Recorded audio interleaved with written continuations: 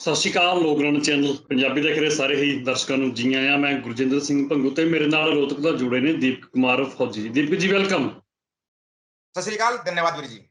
ਜੀ ਸਤਿ ਸ਼੍ਰੀ ਅਕਾਲ ਦੋਸਤੋ, ਦੀਪਕ ਜੀ ਨਾਲ ਅਸੀਂ ਲਗਾਤਾਰ ਵਿਚਾਰ ਚਰਚਾ ਕਰਦੇ ਹਾਂ। ਜੋ ਅੱਜ ਸਾਡਾ ਖਾਸ ਵਿਸ਼ਾ ਰਹੂਗਾ, ਦੇਖੋ ਕੇਂਦਰ ਸਰਕਾਰ ਵੱਲੋਂ ਨਵੀਂ ਡਿਵੈਲਪਮੈਂਟਸ ਕਰਦਿਆਂ ਹੋਇਆ ਜੋ ਇੰਡੀਅਨ ਆਰਮੀ ਦੇ ਵਿੱਚ ਤਬਦੀਲੀਆਂ ਕੀਤੀਆਂ ਨੇ ਉਹਨਾਂ ਪਾਲਿਸੀਆਂ ਦੇ ਵਿੱਚ। ਹੁਣ ਜਿਸ ਵਿਅਕਤੀ ਨੇ ਪ੍ਰੈਕਟੀਕਲ ਜਿਨ੍ਹਾਂ ਦਾ ਪ੍ਰੈਕਟੀਕਲ ਹੈ ਜਿਨ੍ਹਾਂ ਦਾ ਫੌਜ ਦੇ ਵਿੱਚ, ਜਿਵੇਂ ਦੀਪਕ ਕੁਮਾਰ ਫੌਜੀ ਜੀ ਨੇ, ਇਹ ਆਪਾਂ ਨੂੰ ਦੱਸ ਸਕਦੇ ਨੇ ਕਿ ਜੋ ਕੇਂਦਰ ਸਰਕਾਰ ਨੇ ਆਹ ਫੈਸਲਾ ਲਿਆ।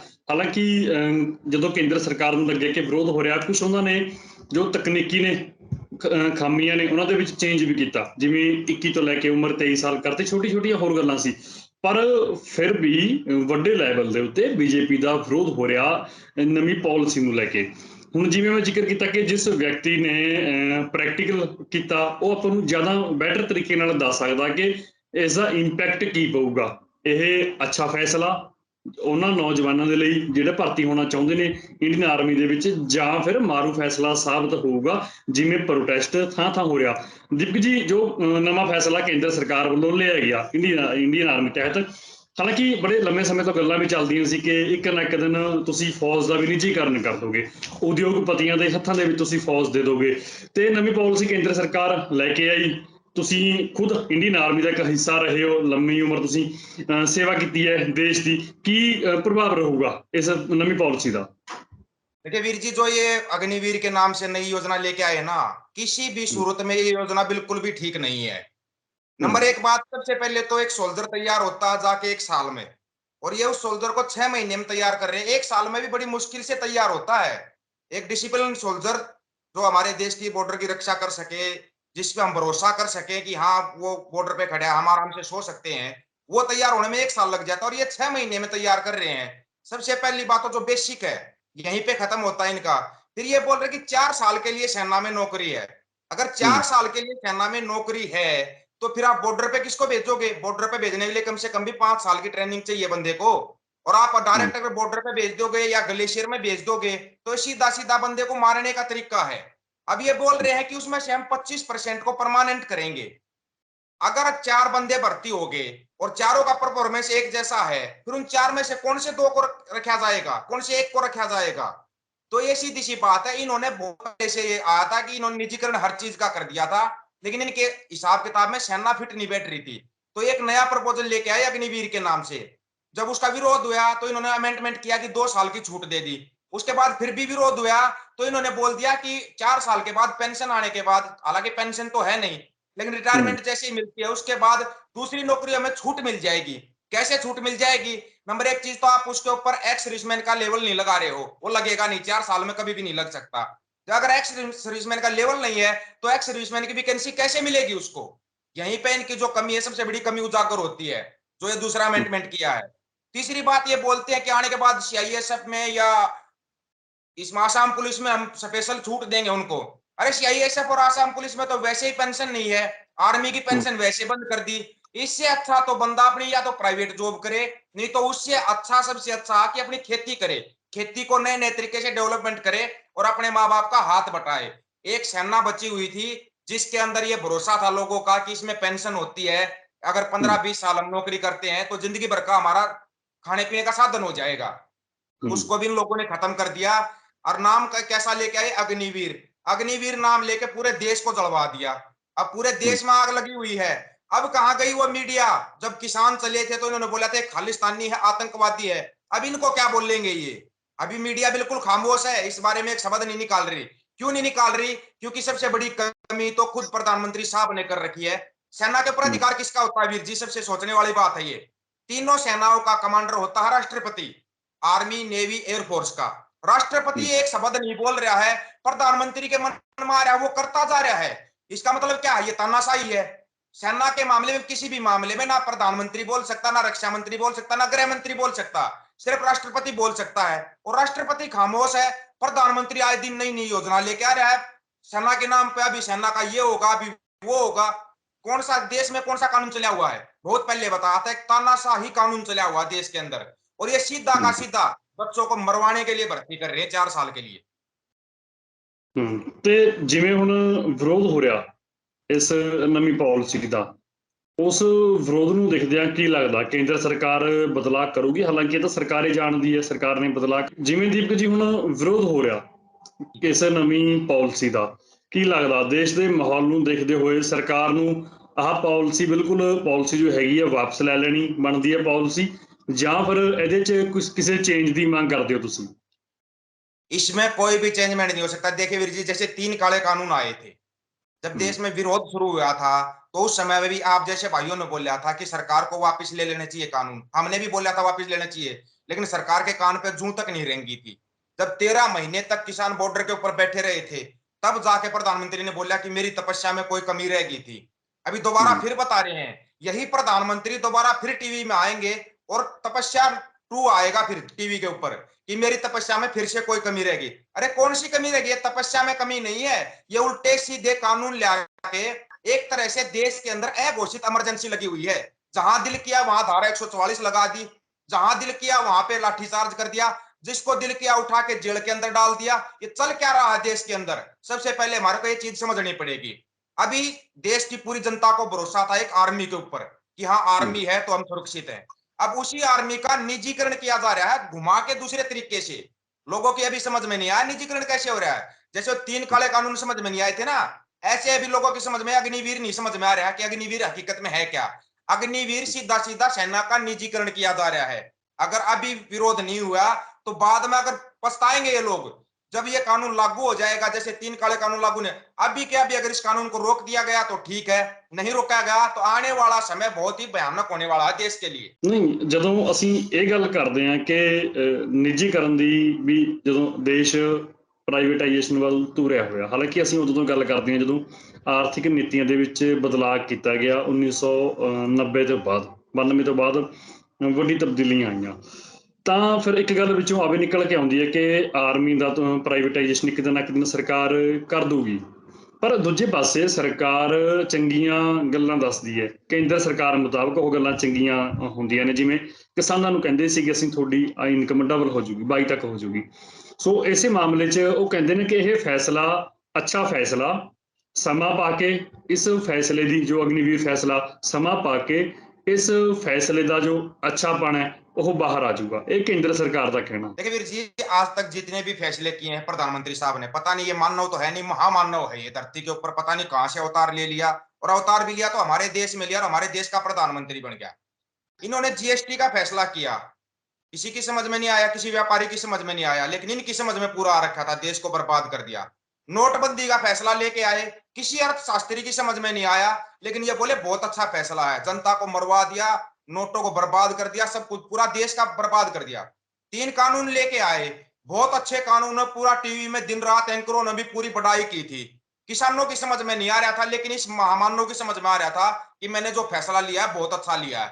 लेकिन वो तो ठीक है, किसानों की एकता होगी एंड टाइम पे, और इसको उल्टा झुका दिया और उन कानूनों को उल्टा करवा दिया। सबसे बड़ा दर्द तो इसको वहीं पे हुआ था। वो दर्द क्यों हुआ था उसका रीजन बताते हैं आपको। क्योंकि बीच बीच में बहुत से आर्मी के ऑन ड्यूटी जवानों ने भी बोला था कि हमारे माँ बाप को तंग मत कीजिए, नहीं तो हम आ जाएंगे। हमारे जैसे जो पेंशन आए थे वो भी इस आंदोलन में शामिल थे। तब से इनको थोड़ी टीस लगी हुई थी कि हाँ आर्मी सपोर्ट करती है किसानों को। इनका पूरा पूरा ध्यान फिर वही ध्यान खेती के ऊपर है। अब ये आर्मी का प्राइवेटाइजेशन कर देंगे, उसके बाद आर्मी में कोई बोलने वाला नहीं होगा, कोई बोलने वाला नहीं होगा तो मनमान्य कानून थोपेंगे ये। अगर अभी नहीं रोका गया इनको तो फिर बहुत मुश्किल हो जाएगा। ਤੇ ਜਿਹੜਾ ਆਹ ਡਿਫੈਂਸ ਦਾ ਫੈਸਲਾ, ਜਦੋਂ ਇੱਕ ਤਾਂ ਡਿਫੈਂਸ ਚੁਣੀ ਹੋਈ ਡਿਫੈਂਸ ਹੋ ਗਈ ਜੋ ਸਿਲੈਕਟਡ ਨੇ ਪਰਸਨ ਫੌਜ ਦੇ ਵਿੱਚ, ਦੂਜੇ ਪਾਸੇ ਉਹ ਨੌਜਵਾਨ ਮੁੰਡੇ ਕੁੜੀਆਂ ਨੇ ਜੋ ਤਿਆਰੀ ਕਰ ਰਹੇ ਨੇ, ਜੋ ਇੱਕ ਪਾਰਟ ਬਣਨਾ ਚਾਹੁੰਦੇ ਨੇ ਇੰਡੀਅਨ ਆਰਮੀ ਦਾ। ਦੂਜੇ ਪਾਸੇ ਜਦੋਂ ਅਸੀਂ ਆਪਣੇ ਦੂਜੇ ਦੇਸ਼ਾਂ ਦੇ ਨਾਲ ਸੰਬੰਧਾਂ ਦੀ ਗੱਲ ਕਰਦੇ ਹਾਂ ਤਾਂ ਜੋ ਸਾਡੇ ਇੰਟਰਨੈਸ਼ਨਲ ਬਾਰਡਰ ਦੇ ਉੱਤੇ ਰਿਲੇਸ਼ਨਸ਼ਿਪ ਹੈ ਉਹਨਾਂ ਦੇ ਵਿੱਚ ਖਟਾਸ ਹੈ ਦੀਪਕ ਜੀ। ਹੋਰ ਦੇਸ਼ਾਂ ਦੇ ਨਾਲ ਸਾਡੀ, ਚਾਈਨਾ ਅੱਗੇ ਵੱਧਦਾ ਹੋਇਆ ਆ ਰਿਹਾ, ਅਸੀਂ ਲਗਾਤਾਰ ਚਾਈਨਾ ਨੂੰ ਕਹਿੰਦੇ ਹਾਂ ਕਿ ਤੁਸੀਂ ਇੱਦਾਂ ਨਾ ਕਰੋ, ਸੜਕਾਂ ਨਾ ਬਣਾਓ ਸਾਡੇ ਏਰੀਏ 'ਚ, ਜਾਂ ਹੋਰ ਕਿਸੇ ਤਰ੍ਹਾਂ ਤੁਸੀਂ ਨਾ ਛੇੜਛਾੜ ਕਰੋ, ਪਰ ਚਾਈਨਾ ਆਪਣੀ ਮਰਜ਼ੀ ਕਰਦਾ। ਪਾਕਿਸਤਾਨ ਨੂੰ ਅਸੀਂ ਦੱਬਣ ਦੀ ਕੋਸ਼ਿਸ਼ ਕਰਦੇ ਹਾਂ, ਚਾਈਨਾ ਪ੍ਰਤੀ ਅਸੀਂ ਚੁੱਪ ਦਾ ਵਤੀਰਾ ਧਾਰ ਲੈਂਦੇ ਹਾਂ। ਪਰ ਜੋ ਫਿਰ ਇਹਦਾ ਇੰਪੈਕਟ ਪਊਗਾ ਇੰਟਰਨੈਸ਼ਨਲ ਲੈਵਲ ਦੇ ਉੱਤੇ, ਫੌਜ ਦੇ ਨਿੱਜੀਕਰਨ ਦਾ। ਹਾਲਾਂਕਿ ਇਹੋ ਜਿਹੀ ਗੱਲ ਅਜੇ ਕੁਛ ਨਹੀਂ ਹੈ ਨਿੱਜੀਕਰਨ ਦੀ, ਪਰ ਬੁੱਧੀਜੀਵੀਆਂ ਦੇ ਵਿੱਚ ਖਾਸ ਕਰਕੇ ਤੁਹਾਡੇ ਵਰਗੇ ਲੋਕ ਜੋ ਸੋਸ਼ਲ ਮੀਡੀਆ ਤੇ ਗੱਲ ਰੱਖਦੇ ਨੇ ਉਹਨਾਂ ਦੇ ਵਿੱਚ ਡਰ ਹੁੰਦਾ ਇਸ ਗੱਲ ਦਾ ਕਿਤੇ ਫੌਜ ਦਾ ਨਿੱਜੀਕਰਨ ਨਾ ਹੋ ਜੇ। ਦੂਜੇ ਪਾਸੇ ਜੋ ਭਰਤੀ ਹੋਣਾ ਚਾਹੁੰਦੇ ਨੇ ਉਹ ਸਰਕਾਰ ਦੇ ਖਿਲਾਫ ਨੇ ਇਸ ਮਾਮਲੇ ਤੇ। ਸੋ ਪੂਰਾ ਆਲ ਓਵਰ ਤੁਸੀਂ ਕੀ ਇੰਪੈਕਟ ਦੇਖਦੇ ਹੋ ਇੰਟਰਨੈਸ਼ਨਲ ਲੈਵਲ ਦੇ ਉੱਤੇ ਦੂਜੇ ਦੇਸ਼ਾਂ ਦੇ ਨਾਲ, ਕਿਸ ਫੈਸਲੇ ਉੱਤੇ ਜੋ ਸਾਡੀ ਉਹਨਾਂ ਦੇ ਨਾਲ ਰਿਲੇਸ਼ਨਸ਼ਿਪ ਹੈ ਭਾਵੇਂ ਉਹ ਚੰਗੀ ਜਾਂ ਮਾੜੀ ਹੈ ਉਹਦੇ ਤੇ ਕਿੰਨਾ ਕੁ ਅਸਰ ਪਊਗਾ? उसके ऊपर वीर जी पूरा 100% असर पड़ेगा इस चीज का। अगर हम बात करें चाइना की, अभी हम बोलते हैं पाकिस्तान को हमने दबाया हुआ है, मैं ये कह रहा हूं उसके बाद पाकिस्तान हमारे को दबा लेगा। जब एक वेल ट्रेंड सोल्जर जो होता है ना बॉर्डर के ऊपर खड़ा होता है वीर जी, उसमें और अनट्रेंड सोल्जर में दिन रात का फर्क होता है। एक सिविलियन को अगर राइफल दे के आप ये कहोगे कि आप लड़ाई करो, वो कैसे लड़ाई करेगा? जबकि उसको बहुत कुछ सीखना पड़ता है। 5 साल में जाके एक सोल्जर तैयार होता है, उसको ये पता लगता है कि बॉर्डर के ऊपर लड़ाई होती है, अगर तेरे साथी जख्मी हो गए तो अकेला रह गया तो कैसे लड़ना है। उसमें और एक अनट्रेंड सोल्जर में दिन रात का फर्क होता है। चाइना हो, पाकिस्तान हो, जो जितने भी अपने बॉर्डर लगते हैं, तो सभी देश खुश होंगे।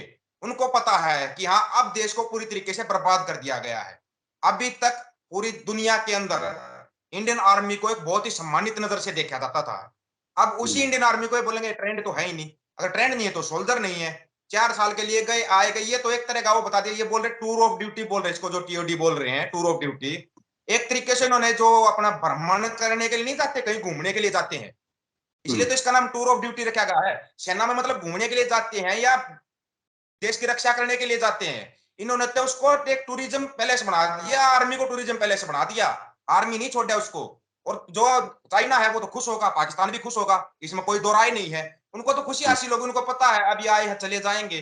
जब तक एक बंदा समझेगा, एक बंदे को समझने में, पूरा बॉर्डर समझने में शायद पूरी लाइफ निकल जाएगी, समझ नहीं पाएगा पूरे बॉर्डर का कैसे हिसाब किताब होता। और ये 4 साल में सोच रहे हैं कि हर चीज को समझ जाएगा, हर चीज कर लेगा, ये बिल्कुल संभव नहीं है, किसी भी तरीके से संभव नहीं है। हाँ ये टूर ऑफ ड्यूटी लागू कर रहे हैं, सैनिकों पर लागू कर रहे हैं, एक बार आर्मी ऑफिसरों पे लागू करके देखना, फिर देखना दंगे कैसे भड़कते हैं। हम जो दंगों की बात कर रहे हैं ना, अगर आपको असली दंगे देखने हैं तो टूर ऑफ ड्यूटी ऑफिसर पे लागू करके दिखाओ। इन्होंने एक तरफ ऑफिसर को बताया हुआ कि आप तो परमानेंट रहोगे, जवानों को टूर ऑफ ड्यूटी के उस पर दिया जा रहा, इसलिए कोई ऑफिसर मुंह नहीं खोल रहा। ये एक मोदी साहब कोई पॉलिसी लागू करते हैं ना तो उसको घुमा के लागू करते हैं। जैसे आप एक छोटा सा एग्जांपल देखना, पंजाब के ऊपर बार बार इतना प्रेशर दिया गया, पंजाब को इतना बदनाम किया गया कि पंजाब में दंगे भड़क जाएं। पंजाब ने शांति बरत के रखी, कोई दंगा नहीं भड़का। अभी चुनाव, एक सीट के ऊपर चुनाव है पंजाब के अंदर, उसके लिए राम रहीम को पैरोल पे रिहा किया गया है, उस सीट के लिए स्पेशल किया गया है। उसके साथ एक छोटा सा बयान और आया है कि बंदी सिंहों को नहीं छोड़ा जाएगा। ये क्या है? दंगे भड़काने वाली बात है, पंजाब में दंगे भड़क जाएं। अगर पंजाब के लोग 25 दिन और अगले 25 दिन अगर शांत रहेंगे ना, तो मोदी के काबू में पंजाब तो आएगा नहीं, बाकी पूरे देश को इन्होंने बर्बाद कर दिया है, इसमें कोई दो राय नहीं है। आज पूरा देश जल रहा है, चाहे आप हरियाणा देख लो, उत्तर प्रदेश देख लो, राजस्थान देख लो, बिहार देख लो, कहीं पर भी देख लो, पूरे देश में आग लगी हुई है, आगजनी हो रही है, अघोषित इमरजेंसी लगी हुई है। दिल किया वहां पे धारा 144 लगा दी, दिल किया उस बंदे को उठा के जेल में डाल दिया, कोई बोलने वाला नहीं है। कमाल की बात है कि लोगों के सब कुछ सामने होते हुए भी दिखाई नहीं दे रहा कि पूरे देश को जानबूझ के बर्बाद किया जा रहा है। ये अगर आर्मी का प्राइवेटाइजेशन हो गया ना, जिस दिन भी हो गया, अभी तक तो ये इनकी कोई वैकेंसी निकली नहीं है, जिस दिन वैकेंसी निकल गई, मैं ये कह रहा हूं उस दिन देश पूरी तरीके से बेड़ा गर्क हो जाएगा इस देश का। ਜੋ 4 ਸਾਲ ਦੀ ਇੱਕ ਪਾਲਿਸੀ ਦਾ ਹਿੱਸਾ 4 ਸਾਲ ਤੱਕ ਤਾਂ ਨੌਜਵਾਨ ਇਹਦਾ ਵਿਰੋਧ ਕਰ ਰਹੇ ਨੇ। ਅਸਲ ਮਾਇਨੇ ਦੇ ਵਿੱਚ ਜਿਵੇਂ ਨੌਜਵਾਨਾਂ ਦੇ ਵਿੱਚ ਖਦਸ਼ਾ ਪ੍ਰਗਟਾਇਆ ਜਾ ਰਿਹਾ ਕਿ 4 ਸਾਲ ਬਾਅਦ ਫਿਰ ਅਸੀਂ ਕੀ ਕਰਾਂਗੇ ਵਾਪਸੀ ਤੇ ਆ ਕੇ। ਇਹ ਥੋੜਾ ਜਿਹਾ ਤੁਸੀਂ 4 ਸਾਲ ਬਾਰੇ ਵੀ ਸਮਝਾਓ ਕਿ ਕਿਵੇਂ सरकार 4 साल इंडियन आर्मी ਵਿੱਚ ਭਰਤੀ ਕਰਨਾ ਚਾਹੁੰਦੀ ਹੈ नौजवानों ਨੂੰ। देखिए वीर जी, पहली बात तो ऐसी कोई पॉलिसी अगर इन्होंने बनाई है, जो ये बोल रहे हैं कि हमने इतनी अच्छी पॉलिसी बनाई है कि आप 4 साल के बाद आकर आपको वहां पे मिलेगा। नंबर एक बात, अगर आपने इतनी बड़ी पॉलिसी लागू की है, एक जिस बंदे को 4 साल में एक्स सर्विसमैन का तमगा ही लागू नहीं है कि वो रिटायरमेंट आया है या कैसे, एक्स सर्विसमैन ही लागू नहीं होगा। ये भी आपने शायद न्यूज में नहीं पढ़ा, एक्स सर्विसमैन शब्द लागू नहीं होगा। अगर एक्स सर्विसमैन शब्द लागू नहीं है तो एक्स सर्विसमैन का स्पेशल कोटा कैसे मिल जाएगा? सोचने वाली बात है। और ये युवाओं को समझना चाहिए, युवाओं को भी क्या लग रहा है 4 साल नौकरी करेंगे स्पेशल कोटा मिल जाएगा, कुछ भी नहीं मिलेगा, ऐसा हो ही नहीं सकता, संभव ही नहीं है। अगर आपके नाम के पीछे हमारे को बोला एक्स आर्मी बोल सकते हैं, हमारे पीछे हमारा अलग से कोटा, हमारा हर फील्ड में कोटा अलग से है। लेकिन जब एक्ट शब्द ही नाम के साथ लागू नहीं होगा तो आपको कोटा कैसे मिल जाएगा अलग से? सोचने वाली बात है ये। कोटा कैसे मिलेगा? फिर ये बोलते हैं कि हम इनको 40 लाख देंगे मरने पर। सबसे पहला पॉइंट है ये जो अग्निवीर योजना ना, सबसे पहला पॉइंट है, अगर बंदा वहां पे मर जाता है, शहीद नहीं बोला इन्होंने कि शहीद हो जाएगा, मर जाता है, तो शहीद शब्द तो तब लगेगा ना जब वो पक्का फौजी बनेगा। फौजी तो बनेगा नहीं, शहीद कैसा? शहीद शब्द हो ही नहीं। अगर मर जाएगा तो 40 लाख रुपए मिलेंगे। एक जवान की कीमत इन्होंने 40 लाख रुपए लगाई हुई है। सबसे पहले जितने मंत्री अपने बच्चों को भेजो फौज के अंदर, इस अग्निवीर योजना के अंदर, तुम्हारे बच्चों को मरने दो, 40-40 लाख रुपए जनता दे देगी। तुम्हारे को भी तो करोड़ों रुपए दे रही है ये जनता, 40 लाख दे देगी। इनको ये चीजें, वीर जी अग्निवीर तो इनको वापस लेना पड़ेगा, इसमें कोई दो राय नहीं है। किसी भी एंगल से आप देख लीजिए, कहीं किसी भी तरीके से ये ठीक है ही नहीं।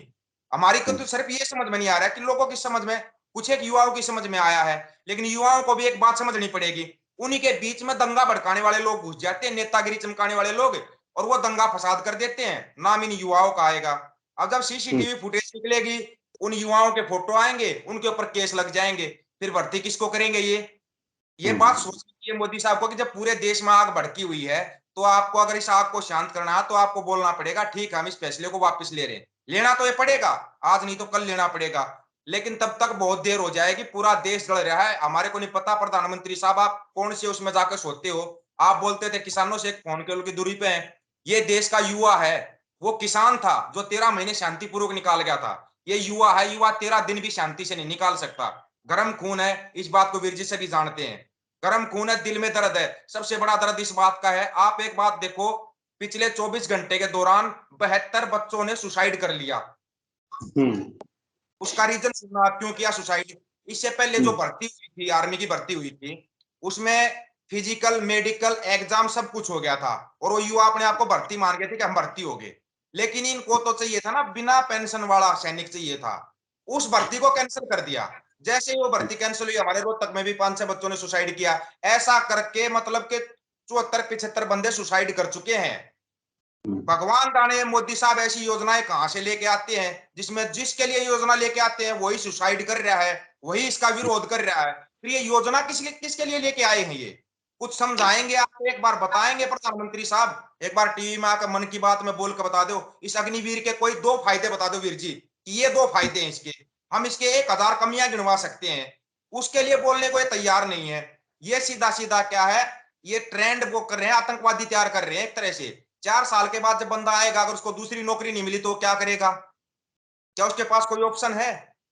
ना उसके पास पढ़ाई का समय बचेगा, ना उसके पास दूसरी नौकरी का समय बचेगा, वो समय उसके हाथ से निकल जाएगा।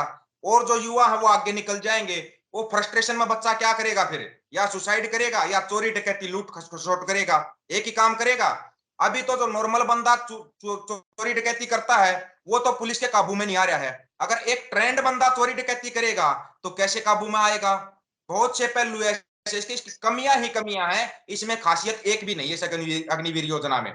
इसलिए हाथ जोड़ के एक रिक्वेस्ट है देश के प्रधानमंत्री से, इसको आप वापस ले लीजिए, इससे पहले कि पूरा देश जल जाए, आप इसको वापस ले लीजिए।